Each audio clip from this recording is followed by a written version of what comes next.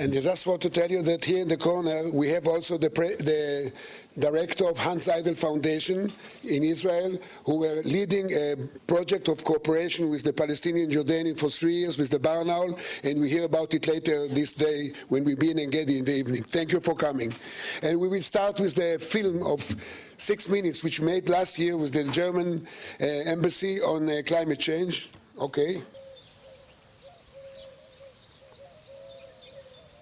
One of the world's most important bird flight paths runs above the Middle East. The migratory birds remind us that we must think in global dimensions, especially in regard to the environment and conservation. Environmental protection and nature conservation promotes peace and connects people across borders. I am particularly pleased that our two countries are cooperating for better climate protection and biodiversity. Germany and Israel have common interests in environmental protection and conservation.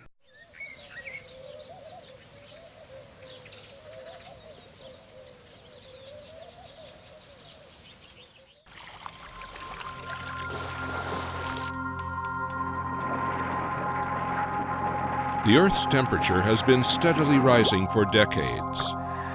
How does global warming affect bird life? Are the effects of global warming on bird migration around the world already evident?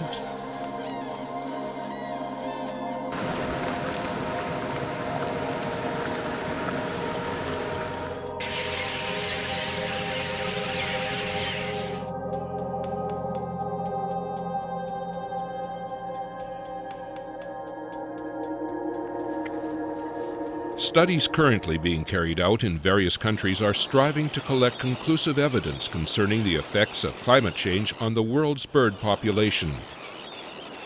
This includes rising sea levels and flooded breeding ground, swaths of land drying up,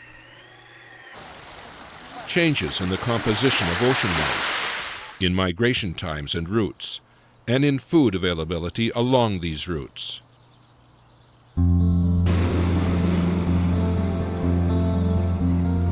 A higher than usual surface water temperature was recorded in the Gulf of Maine in 2012. The effects of this change were quick to come.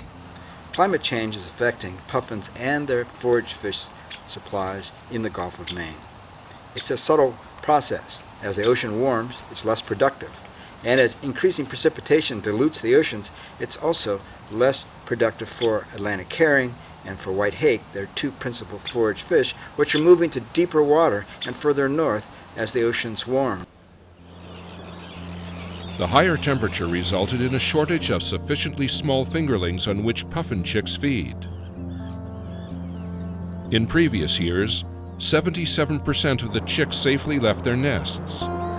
In 2012, in the Gulf of Maine's largest puffin colony, the chick survivability plummeted to 31%, and the 2013 nesting season was even worse, at only 10%. Extensive human intervention during the 2014 nesting season saved and strengthened the puffin population by relocating nests from flood risk areas to safer nesting islands, and by supplementing fish species with fish of every size. At the end of 2014, Chief Scientist for the National Audubon Society, Gary Langham, published the results of 40 years of research. According to Langham, as a result of habitats drying up in North America, by the middle of this century, half of the bird species will be forced to migrate from their natural breeding grounds, and their populations will decrease radically.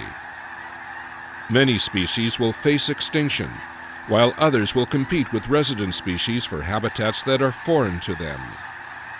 This will result in a decrease of approximately 50% in the number of birds in North America. Migratory birds are unique in that they are an important component of ecosystems, but they are seasonal component. The seasonal schedule of one species of a migratory bird is affecting more than one ecosystem, at least three.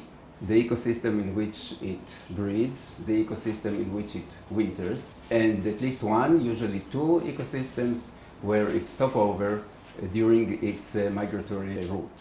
It is very important to understand better the function of migratory birds in ecosystems and their functions, even their ecosystem services, as they may change due to the change in the schedule of migratory birds through climate change. And therefore it is also interesting to meticulously monitor the effect of climate change on migratory birds, and this will enable us to see the whole picture of the effect of climate change on ecosystems and their functions. Is it possible that global warming affected body size of animals, particularly birds? And many animals, including mammals, birds, reptiles, and so forth, have changed their body size during the last decades. It is not very clear if it is due to direct effect of global warming or something else. It is very difficult to say what is the main factor which makes them to change their body size. The scope of climate change effects on migration is not yet clear, but initial observations and studies are already indicating changes in migration routes and destinations. Some species are forced to extend their migration range to distant breeding grounds, while others are finding it difficult to find stopover sites along their migration routes to feed, rest, and refuel. I'm Leo Swats from the Netherlands. I spend each year some months in Africa, in the Sahel, the dusty world just south of the Sahara, where many hundred millions of birds breeding in Europe and in Asia spend the northern winter. The reason to go there is to answer a question, and the question is, why are so many of these birds wintering there are in decline? Today, most researchers agree that human intervention is needed to help bird populations in their breeding grounds and stopover sites along migration routes and in wintering grounds.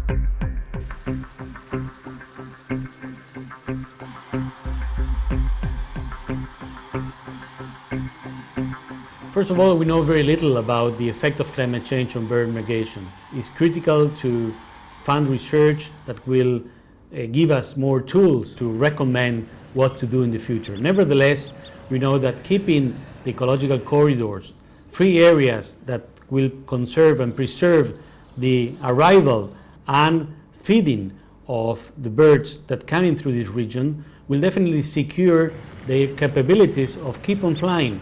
If they are not capable to keep on flying, they will probably get extinct. Every autumn, 5 billion birds leave their breeding grounds in the Palearctic ecozone and make their way to Africa. 500 million of them cross Israel's narrow airspace. Here, in the diverse habitats, open areas, and nature reserves, they rest and refuel before continuing their journey. In the spring, most of them take the same route on their way back north. Studies are likely to take many more years, but preservation of the stopover sites along the migration routes must become a global priority today. A concerted global effort to conserve feeding grounds and stopover sites along Israel's coast, in the fields and open spaces, will support the migrating birds and provide the time necessary to carry out long-term studies.